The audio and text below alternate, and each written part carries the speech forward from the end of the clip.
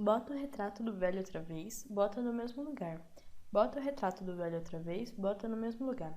O sorriso do velhinho faz a gente trabalhar, o sorriso do velhinho faz a gente trabalhar. Foi com essa marchinha que os eleitores de Vargas comemoraram sua vitória nas eleições presidenciais de 1950. E este é o tema desta aula.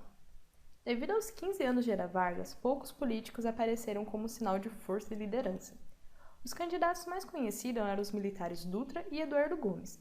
Dessa vez, o PDS lançou um desconhecido para concorrer, Cristiano Machado. A UDN lançou novamente o candidato Eduardo Gomes e a grande novidade era o nome de Vargas, pelo PTB. Após sair da cadeira presidencial em 1945, Vargas foi eleito deputado e senador, mas acabou ficando longe da vida política, com o objetivo de reunir aliados para concorrer à presidência novamente.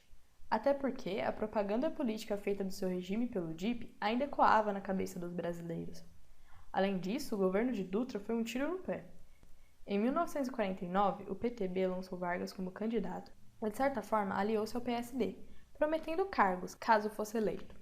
Vargas também se aliou com o líder do PSP, o Partido Social Progressista, Adhemar de Barros, figura bastante conhecida no estado de São Paulo. Getúlio Vargas venceu as eleições com quase 50% dos votos, enquanto Eduardo Costa teve 29% e Cristiano Machado 21%. A campanha de Vargas nesse momento estava marcada pelo nacionalismo. O principal slogan dizia respeito às reservas de recursos naturais, como por exemplo, o petróleo é nosso.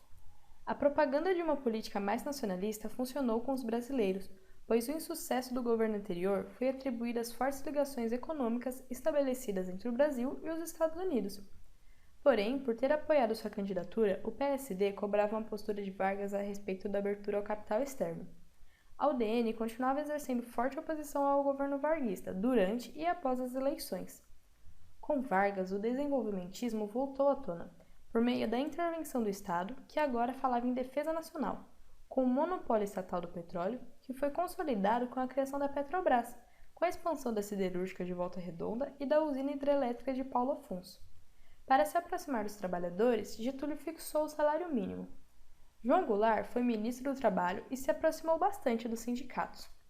Ao assumir o governo, Vargas ainda teria que resolver o problema da inflação, pois desvalorizava o salário, fazendo com que a população pressionasse o novo presidente a solucionar isso o quanto antes.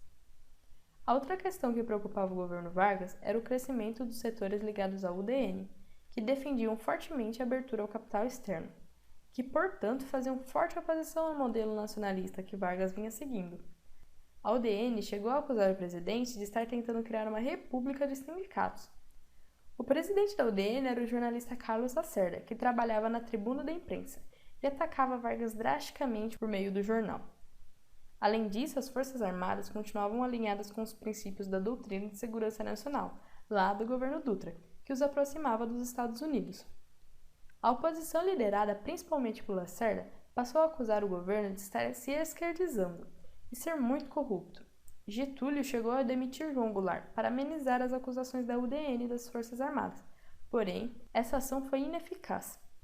O ápice da crise foi o atentado contra Carlos Lacerda, em 5 de agosto de 1954. O atentado apenas o feriu, mas acabou matando o Major Rubem Vaz, oficial da Força Aérea Brasileira. O chefe da segurança de Getúlio, Gregório Fortunato, foi responsabilizado pelo atentado. Tanto a oposição quanto a população, que já estava acostumada com a manipulação feita por Lacerda, passaram a atacar o governo com ainda mais força.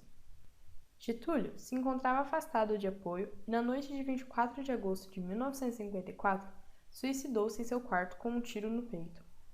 A morte de Getúlio foi um ato político. Em sua carta-testamento, Vargas afirma: "Meu sacrifício vos manterá unidos e meu nome será a vossa bandeira de luta.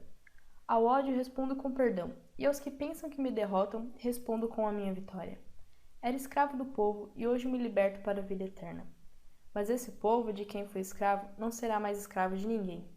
Meu sacrifício ficará para sempre em sua alma, e meu sangue terá o preço de seu resgate. Lutei contra a expoliação do Brasil, lutei contra a expoliação do povo. Tenho lutado de peito aberto. O ódio, as infâmias, a calúnia não abateram meu ânimo.